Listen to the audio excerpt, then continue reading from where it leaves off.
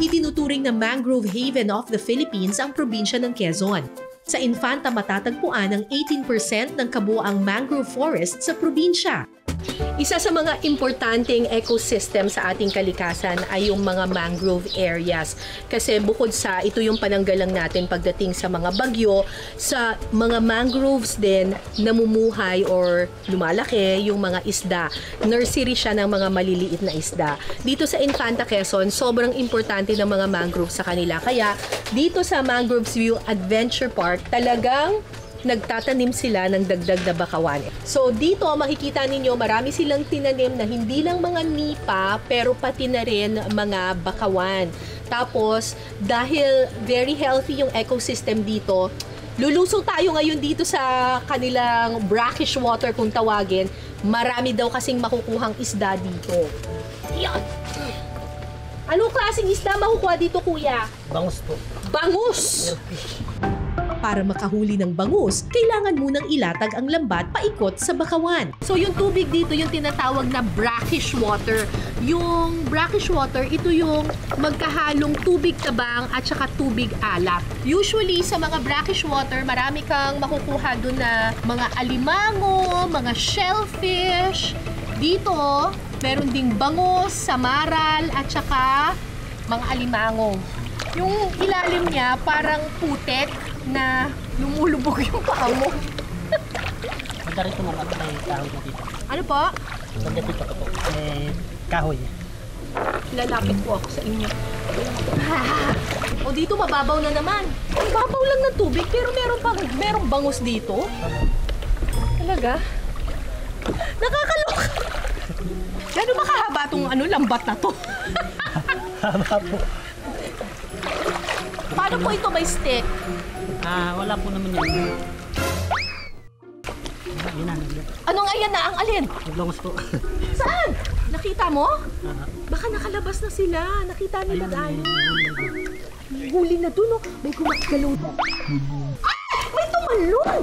Uy, nakita mo may tumalon? Kailangan maubos ng lambat na to? Hindi po naman. Okay, great. Kasi akala ko aabot tayong Pacific Ocean. Hala! Nagtatalunan!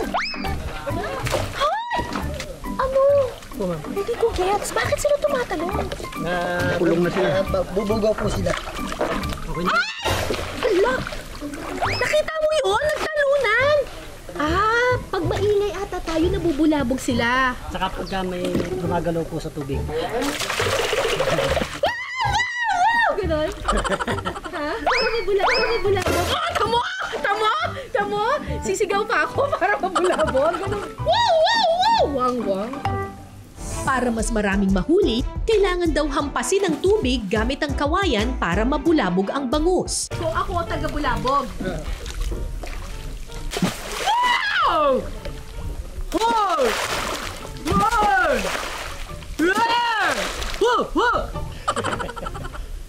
Tinatakot ko sila eh. Wala namang effect. Parang mas effective pa yung sumisigaw. Pagkalipas ng ilang minutong pambubulabog, may gumagalaw! Ayan na! It's harvest time! Ayan, nakalusot. Kailangan po sa yan. Palalabasin po siya. Okay. Tapos, tatanggalin. Ang hirap, komplikado. Okay, next. May nakita ako dito eh. Dalawa. Ha! Marami-rami dun. Ang dami nating huli. Manamis na mis daw at malinamnam ang mga bangus na nakukuha sa bakawan dahil natural at organic ang mga pagkain nito. Para ating mapatunayan, syempre kailangan natin yang tikman. At ano pa nga ba ang perfect na luto sa bangus kundi paksiw?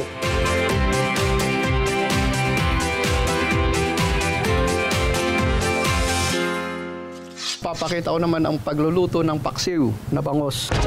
Lagay lang natin yung talong sa ilalim. Tapos, bangus. Kaya natin nilagay yung talong para hindi siya masunog. Tapos yung natirang talong, lagay uli natin sa ibabaw. Pagkatapos, lalagyan ito ng patis, sibuyas, bawang, luya, Pampalasa. seasoning, at saka paminta. Lagyan natin ng kaunting asin. Tapos suka. Conforme sa gusto ninyong asim. Then, tubig. Tapos, sindihan na natin ang apoy. Takpan lang natin. Pakukuloy nito sa loob ng 5 minuto. Okay na siya. Ilalagay na natin ang ampalaya. Tapos, yung sili. Ayan. Ilagay na natin lahat ng sahog niya. Then, takpan lang uli natin. Pagkatapos ng ilan pang minutong pagpapakulo, luto na ang paksiw na bangus. Ito naman ang hinuli nating bangus. Pinaksiw. Pinaksiw na bangus. Di ba may ibang bangus yung medyo parang may lasang lumot? Ito wala. Sarap. Sarap ng timpla ni Chef, ha? Fresh kasi yung bangus, eh. Kaya lalong masarap.